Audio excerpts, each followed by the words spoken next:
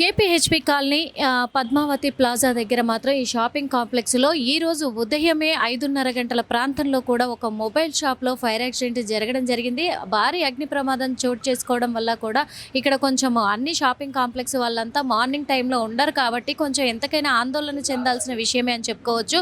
మరి పొద్దున్నే 5:30 గంటల ప్రాంతంలో కూడా ఈ ఫైర్ యాక్సిడెంట్ జరిగినప్పుడు, అగ్ని ప్రమాదం సంభవించినప్పుడు ఇక్కడే ఉన్నటువంటి వాచ్మెన్ మనతో పాటు ఉన్నారు. అసలు ఏం జరిగింది అనే కోణంలో కూడా అడిగి తెలుసుకుందాము.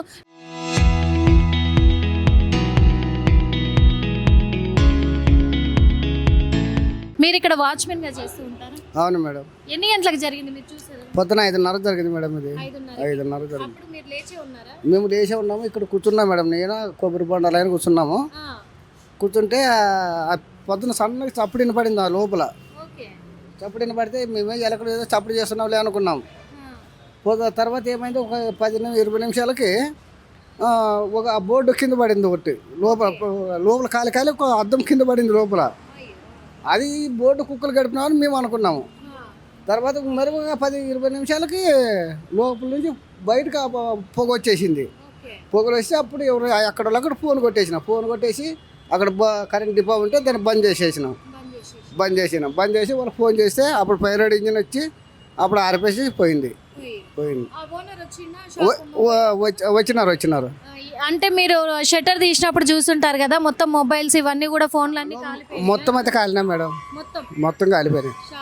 షాప్లో మొత్తం కాలిపోయినాయి. పైన కూడా మెకానిక్ చేసుకున్న ఆయన ఇంకో షాప్ పైన ఉంటుంది, దాని మీద అది కూడా తగలబడింది. రెండు తగలబడినాయి. ఒకటి షాప్ అయితే ఒకటే, కింద మీదగా తగలబడింది అన్నమాట. మొత్తం పోయింది. పక్కనకే మేము కాలేదు మేడం. పక్కనైతే ఏం కాలేదు. పైన లోపల పోయి సూర్యులో పొక్కి కానీ వాళ్ళు అయితే ఏం ప్రాబ్లం లేదన్నారు. అటు పక్క అయితే ఆరిపేసిండ్రు. అంటే లోపల అంటే చాలా నష్టం లేదు మేడం. చెప్పుకో అంత ఎక్కువ రేట్లు కదా సెల్లులు, చాలా నష్టమే. చాలా నష్టం వాళ్ళు పాపం. అంటే షట్టర్ తీసి ఆరిపిన తర్వాత లోపల మంట పెద్ద మంటే కానీ బయటికి కొద్దిగా కనపడింది. ఈడో కూడా తీసి పెట్టిన, తీసాం మేడం. అంటే ప్రాబ్లం అయితే చాలా గౌరవంగా జరిగింది. అది గౌరవంగా జరిగింది. ఎవరికేం కాలే. అంటే పొద్దున్న 5:30 అప్పుడు తగలబడింది అది. కాబట్టి ఏం ప్రాబ్లం, మంతులకైతే ఏం ప్రాబ్లం లేదు. కానీ షాపులు అయితే మొత్తం కాలిపోయినాయి. ఒకటే వచ్చింది మేడం. ఒకటే వచ్చింది. పోలీసు వాళ్ళు వచ్చినారు, అందరూ వచ్చినారు. వచ్చి ఆరిపేసి పోయినారు. చూసాం కదా, ఇప్పుడు ఆ ప్లేస్ కూడా మీకు చూపించే ప్రయత్నం చేస్తాను. ఇక్కడ ఈ మొబైల్ షాప్లోనే కూడా ఫైర్ యాక్సిడెంట్ జరిగింది. ఎందుకంటే పొద్దున 5:30 గంటల ప్రాంతంలో, అంటే రాత్రి సమయంలో మరి వీళ్ళు ఏమన్నా స్విచ్లు ఏమన్నా కరెక్ట్గా ఆఫ్ చేయకుండా వెళ్ళిపోయినారా ఏంటి అనే కోణంలో కూడా మనము కొంచెం అంటే ఆలోచించాల్సిన అవసరం అయితే ఉంది. ఎందుకంటే ఇక్కడ చాలా కాంప్లెక్స్లు ఉన్నాయి చూడండి, అన్ని మొబైల్ షాప్సే ఉన్నాయి చూడండి. ఇక్కడ ఇంకొకటి ఏంటంటే ఇదే షాపు, ఈ షాప్లోనే జరిగింది. ఇక్కడ చూడండి డ్యామేజ్ అయితే భారీగానే అయినట్టుగా తెలుస్తూ ఉంది. ఇంకొకటి అవతల వైపు కూడా మనము చూసాము, మళ్ళీ చూపించే ప్రయత్నం కూడా చేస్తాను. చాలా వరకు భారీగానే అగ్ని ప్రమాదం సంభవించి ఇందులో కింద మళ్ళీ పైన కూడా స్టోర్ చేయడానికి కూడా పైన కూడా ఇంకొక ఫ్లోర్లో కూడా స్టోర్ చేసినట్టుగా ఉంది. ప్రస్తుతం అయితే మొత్తం క్లియర్ చేసి క్లోజ్ చేశారు కాబట్టి మీకు లోపల చూపించే ప్రయత్నం చేయలేకపోతున్నాము. కానీ మనకు బయట తెలుస్తూ ఉంది ఎంతవరకు అగ్ని ప్రమాదం అనేది ఎంత భారీగా సంభవించింది అనేది. ఆ సమయంలో 5:30 గంటల ప్రాంతంలో కూడా వాచ్మెన్ లేచి మెలకుతోనే ఉండి పక్కన కూర్చున్నట్టుగా కూడా, అంటే బయట రోడ్డు పైన కూర్చున్నట్టుగా తెలుస్తుంది. అప్పుడు సౌండ్ రావడంతో అలర్ట్ అయిపోయి ఆ పొగలు వస్తూ ఉండడంతో ఇమీడియట్గా వాళ్ళకు ఫోన్లు చేసి రప్పించడం కూడా జరిగింది. ఇంకొక విషయము మనం చూస్తున్నాము, ఈ మధ్యనే చాలా వరకు కూడా అగ్ని ప్రమాదాలు అయితే హైదరాబాద్ నగరంలో ఎన్నో చోటు చేసుకుంటా ఉన్నాయి. నిన్న కూడా చూసాం కదా, మైత్రివనంలో షాపింగ్ కాంప్లెక్స్లో కూడా అక్కడ అగ్ని ప్రమాదం చోటు చేసుకోవడం జరిగింది. ఇంకా ఎవరికి ఎలాంటి ప్రాణ నష్టం జరగలేదు కాబట్టి అందరూ ఊపిరి పీల్చుకున్నారనే చెప్పుకోవచ్చు. షాపింగ్ కాంప్లెక్స్ల దగ్గర ఏమవుతుందంటే ఇరుకిరుకుగా కూడా, ఇక్కడ కూడా చిన్న సందులాగా ఉంది చూడండి. ఇదంతా ఎందుకంటే లోపలికి మొత్తం కాంప్లెక్స్లే ఇవన్నీ కూడా చూడండి. ఇవన్నీ కాంప్లెక్స్లు. అక్కడ మైత్రివనంలో అదే పరిస్థితి ఉండే, ఇప్పుడు ఇక్కడ కూడా ఇదే ఉంది. కాకపోతే ఈడ పక్కన ఏ షాప్‌లకు కూడా ఎలాంటి డ్యామేజ్ అవ్వలేదనేది ఆ ఒకటి ఊపిరి పీల్చుకోవాల్సిన విషయం అని కూడా అనుకోవచ్చు. మరి పక్కన షాప్‌లకు కూడా డ్యామేజ్ అయినుంటే ఇవన్నీ కూడా ప్రమాదంలో ఉండేవే అని చెప్పుకోవచ్చు. ఎందుకంటే ఆ ఉదయం 5:30 ప్రాంతంలో ఎవరు ఉండరు. అందరూ క్లోజ్ చేసి ఎళ్ళిపోతారు.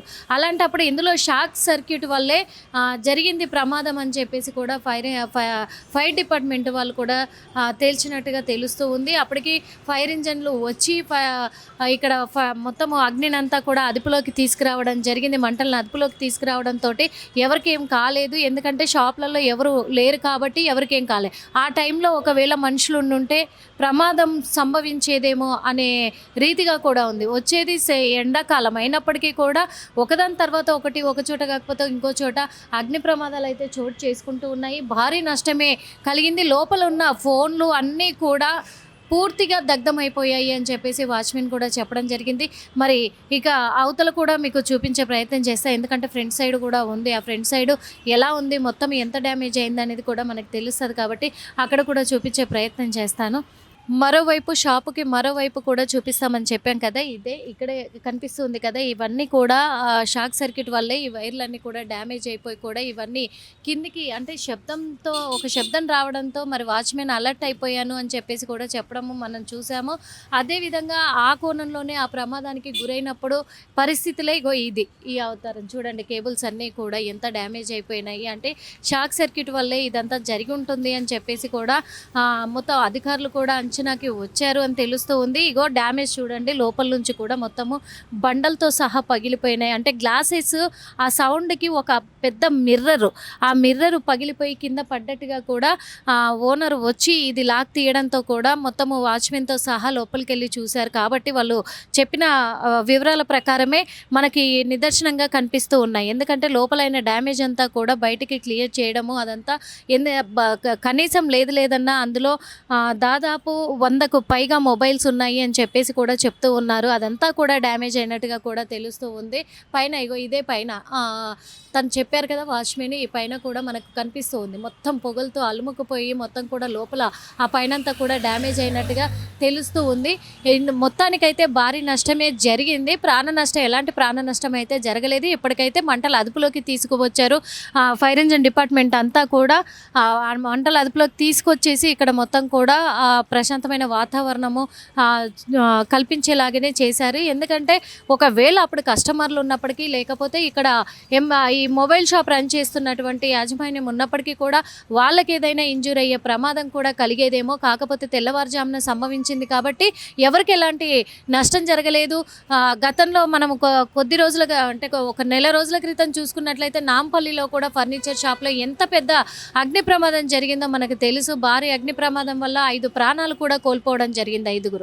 5గురిని బలి తీసుకున్నటువంటి అగ్ని ప్రమాదాలు ఎక్కడ ఆగడం లేదు, వరుసగా సంభవిస్తూనే ఉన్నాయి. నిన్న మైత్రివనంలో, ఈరోజు కేపీహెచ్బీ కాలనీ. వచ్చేది ఎండాకాలాన్ని దృష్టిలో పెట్టుకొని హైడ్రా రంగనాథన్ గారు అయితే ఒకటి చెప్పడం కూడా జరిగింది. మరి ఖచ్చితంగా ప్రతి చోట కూడా మేము సోదాలు నిర్వహించి అక్కడ బిల్డింగ్స్కి అన్నీ కూడా ఎగ్జిట్ పోల్స్ కానీ అలాగే ఎమర్జెన్సీ కానీ ఫైర్ ఇంజన్ అగ్ని ప్రమాదం సంభవించినప్పుడు తీసుకోవాల్సిన జాగ్రత్తలు ప్రతి బిల్డింగ్కి వీళ్ళు ఏర్పాటు చేశారా లేదా అనేది తనిఖీలు ఖచ్చితంగా చేపడతాము. వీటిపైన అవగాహన కలిగేలాగా కూడా మేము చర్యలు చేపడతాము అని చెప్పేసి చెప్పడం జరిగింది. మరి ఇది ఎంతవరకు అమలు చేస్తారో చూడాలి. ఎందుకంటే రోజుకు ఒక అగ్ని ప్రమాదాన్ని చూస్తూ ఉంటే ప్రజలైతే ఆందోళనకు గురవుతున్నారనే చెప్పుకోవచ్చు. భయం మీరు ఇక్కడే ఉంటారా? ఓకే, సరే. అగ్ని ప్రమాదానికి అయితే గురవుతారనే భయాందోళన అయితే కలుగుతూ ఉంది. కాబట్టి మరి ఇలాంటి సమస్యలు క్లియర్ అవ్వాలి అని అంటే ఖచ్చితంగా ఫైర్ డిపార్ట్మెంట్ కావచ్చు, ఇటు జిహెచ్ఎంసీ డిపార్ట్మెంట్ కావచ్చు, అటు ప్రభుత్వం కావచ్చు, అందరూ అన్ని కోణాల్లో కూడా చర్యలు చేపట్టాలి. ఖచ్చితంగా చర్యలు చేపట్టి ఇక్కడ బిల్డింగ్స్ పర్మిషన్ తీసుకొని కడుతున్నారా, లేకపోతే లైసెన్స్లు ఉన్నాయా కరెక్ట్గా, లేకపోతే షాక్ సర్క్యూట్ రాకుండా ఎలాంటి జాగ్రత్తలు తీసుకోవాలి, అలాగే ఒకవేళ అగ్ని ప్రమాదం ప్రమాదం సంభవించిన ఆ సమయంలో కూడా ఆ ప్రమాదం నుంచి బయటపడాలంటే ఏం చేయాలి అనే కోణంలో అవగాహన కలిగిస్తే బాగుంటుంది, ఎప్పటికప్పుడు చర్యలు చేపడితే బాగుంటుంది, అప్పుడు అందరూ సురక్షితంగా ఉంటారని అనుకోవచ్చు. ఇక మీదట మరి ఇంకెక్కడ జరగనున్నాయి అనే దాని పట్ల కూడా ప్రతి ఒక్కరు జాగ్రత్తగా ఉండాలి. ప్రజలు కూడా ఇంట్లో కావచ్చు, అది షాపింగ్ మాల్స్లలో కావచ్చు, బయట ఎక్కడైనా కానీ ఏ ప్రదేశంలోనైనా వచ్చేది ఎండాకాలాన్ని దృష్టిలో పెట్టుకుంటే ఎక్కువగా కూడా ఓవర్ హీట్ వల్ల కూడా చాలా వరకు ఇలాంటి షాక్ సర్క్యూట్ సంభవించే అవకాశాలు ఉన్నాయి. ఇళ్లలో ఏసీలు ఉంటాయి, అలాగే ఫ్రిడ్జ్లు ఉంటాయి, అవి కూడా పేలుడికి సంభవిస్తూ ఉన్నాయి. కాబట్టి తగిన జాగ్రత్తలు తీసుకునే దాని పట్ల దృష్టి సారించి ఫైర్ డిపార్ట్మెంట్ వాళ్ళ అవగాహన కలిగించడానికి చర్యలు చేపడతామన్నారు కదా, చర్యలని తొందరగా ప్రజల్లోకి తీసుకొస్తే కూడా బాగుంటుంది అని చెప్పేసి కోరుకుంటున్నాము. కెమెరామెన్ మధుతో నిర్మల, ఆర్టీ. చరిత్ర సృష్టించినోడు ఇప్పుడు ఆ చరిత్రని తిరగరాయబోతున్నాడు.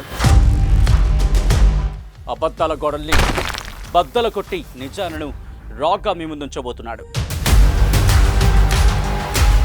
నిజమైన వార్తల కోసం వెంటనే డౌన్లోడ్ చేసుకోండి రా యాప్ని.